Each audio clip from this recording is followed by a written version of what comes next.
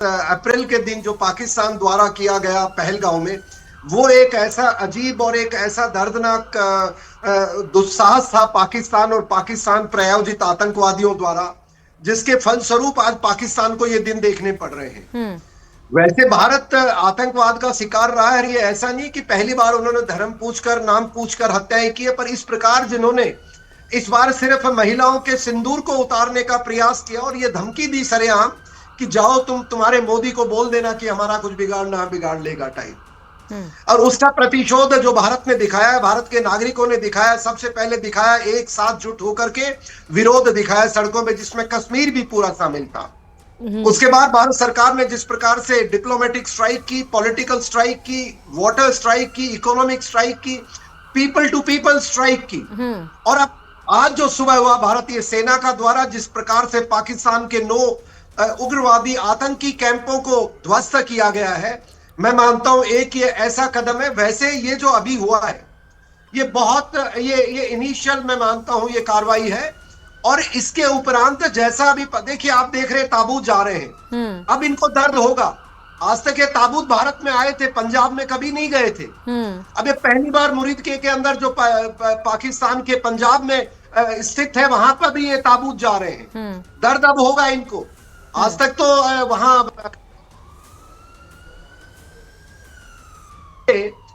वो सिर्फ उनके दूसरे कश्मीरियों के जाते थे, अब पहली बार गए हैं।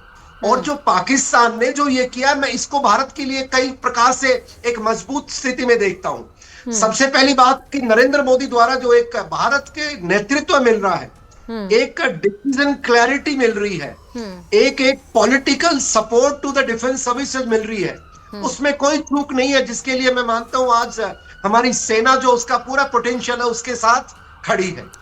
दूसरा जो अंतरराष्ट्रीय स्तर के ऊपर जो देखने में आया है वो ये है कि पहली बार अमेरिका जैसा देश जो जिस पर मैं मानता हूं कोई भी विश्वास नहीं करता होगा दुनिया में, क्योंकि वो आतंकवाद का जन्मदाता है अगर देखा जाए तो, पर वो भी जब रात को 2:30 पर 1 घंटे के अंदर अंदर भारत के समर्थन में आ जाता, आप देखिए, और पाकिस्तान को आगाह करता है कि हिंदुस्तान के साथ कोई कार्रवाई मत करना। तीसरी बात देखिए कि जो अंतरराष्ट्रीय पटल के ऊपर आज भारत के साथ दुनिया खड़ी नजर आ रही है। और अभी देखिएगा भारत ने जो मास्टर स्ट्रोक किया है वो ये किया कि अभी तक हमने अंतरराष्ट्रीय सीमा हो या जो हमारी लाइन ऑफ कंट्रोल हो, दोनों को क्रॉस नहीं किया है। हमने स्ट्राइक डिस्टेंस एरियल प्लेटफॉर्म से किया है या म्यूनिशन हमने डिस्टेंस लॉन्च किया है, और जिसके कारण सैकड़ों की संख्या में, मैं ये 100 बता रहे हैं पर मैं नहीं मानता, कम से कम 500 से 600 ज्यादा उग्रवादी और उनके समर्थक मारे गए होंगे। पर अब क्या परिस्थिति आती है कि पाकिस्तान की ऐसी हालत हो गई है, अब वो कार्रवाई करे तो बर्बाद है और नहीं करे तो पाकिस्तान की जनता उनको शाम तक मारेगी। तो अब देखते हैं पाकिस्तान कौन सा रास्ता चुनता है, अपनी जनता से मार खाएगा या भारत के विरुद्ध कोई गलती करके भारत उनको तबाह करेगा। और इसके अंदर ये देखिए भारत का जो ये कदम है, ये मैं इसको ट्रेलर मानता हूं, क्योंकि प्रधानमंत्री महोदय ने बहुत साफ कहा था कि इस बार आतंक को ढूंढ ढूंढ के उसको निस्ता नाबूद किया जाएगा। इसका मतलब ये कि कुछ उग्रवादी मारना हमारा मकसद नहीं है। अगर उग्रवादी मारने हैं तो वो तो वहां उनके वो बैठे हैं सारे के सारे जो मदरसे चलते हैं उसमें इनकी फैक्ट्री है जिहादी आतंकवादियों की, वो आज ऑलरेडी रिप्लेनिश कर दिया होगा उन्होंने, वो तो क्योंकि कैंप ही बर्बाद कर दिए, तो वो मसला नहीं है। भारत के लिए मसला यह है कि ये उग्रवाद की जड़ से कैसे खत्म हो।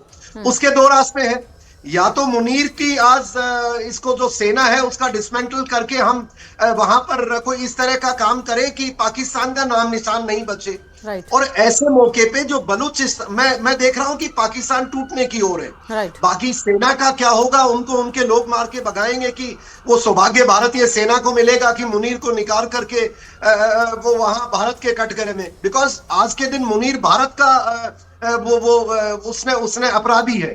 और मैं तो कहूंगा कि भारत सरकार को उस पर केस चलाना चाहिए, और जिस दिन पकड़ा जाए उस दिन उसके ऊपर केस चलना चाहिए। पर जो अब दूसरा जो लग रहा है, पाकिस्तान की अंदरूनी स्थिति, आर्थिक स्थिति छोड़ दे, अंतरराष्ट्रीय पटल पर उसकी स्थिति छोड़ दे, उसकी सेना की स्थिति छोड़ दे, पर सबसे बड़ी बात है कि उसके ही लोग उसके पीछे पड़े हैं। अगर हम बलूचिस्तान का किस्सा देखें, बलूचिस्तान लिबरेशन आर्मी ने, जिसको हम BLA कहते हैं, उसने करीब आधा बलूचिस्तान तो कब्जे में कर लिया है। बिल्कुल सही। और TTP ने उधर खैबर पख्तूनख्वा कब्जे में कर लिया है, और अपना उत्तर के अंदर POK में जो भारत के हमारे जो POK के नागरिक हैं, उन्होंने उनको पाकिस्तान सेना के लिए विरोध जता रहे हैं। तो मैं मानता हूं पाकिस्तान की स्थिति नाजुक है, पर देश को कभी भी दुश्मन को कमजोर नहीं समझना चाहिए।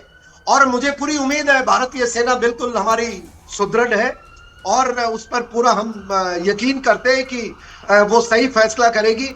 पर जो हमारे सिविलियन सामान्य जनमानस है, जहां कईयों के वो एक सेक्युलरिज्म की बीमारी फूटती है, उनके ह्यूमन राइट्स की बीमारी अपने अंदर से उनके अंकुरित होती है, उनको जरा कंट्रोल में रखना पड़ेगा, भारत के नागरिकों को और भारत सरकार को भी।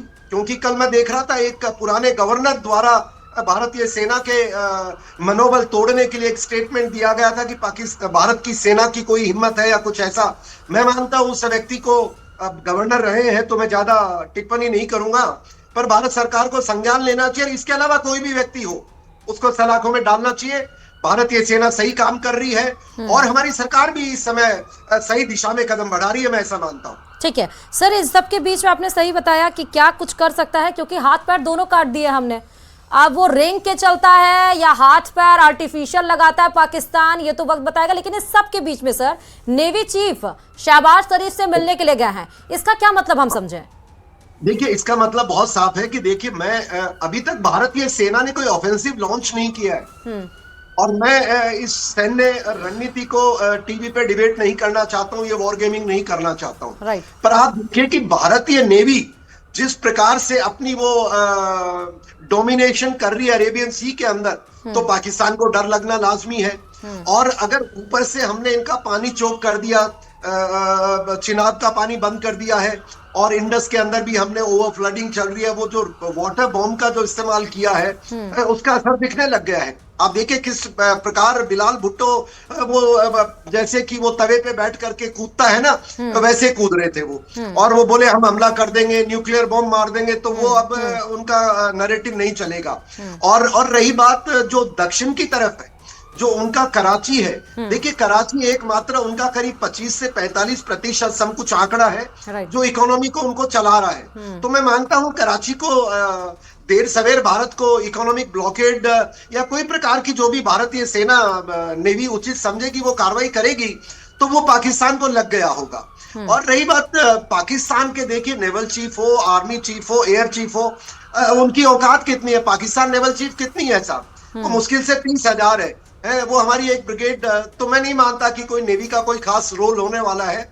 और इसीलिए तुर्की का जो एक वॉरशिप वहां पर कल या परसों आया था, मुझे पूरा यकीन है रात को वो दुम दबा के भाग गया होगा। नहीं भागा तो भी उसको भारतीय नेवी का मुकाबला नहीं कर पाएगा। तो भारत अभी बहुत कुछ, जैसे मैंने कहा ना कि ये तो हमारा ट्रेलर है, और अभी हमारे भारतीय भूतपूर्व सेना अध्यक्ष ने कुछ बताया कि अभी तो मूवी बाकी है। यकीनन बाकी है, बिकॉज अभी तो पाकिस्तान को बहुत कुछ, बस यह है कि वो कौन सी गलती करता है। अपने सेना अपने नागरिकों से मार खाएगी या भारत से खाएगी? और रही बात इकोनॉमिक, बलूचिस्तान अपना फैसला करने जा रहा है, स्थिति बहुत उनके लिए नाजुक है। पर यहाँ पर देश का ध्यान, मैं मानता हूँ भारतीय सेना जरूर कुछ न कुछ अपनी प्लानिंग में होगा। बांग्लादेश को हमें नहीं भूलना है, और चीन ने जो स्टेटमेंट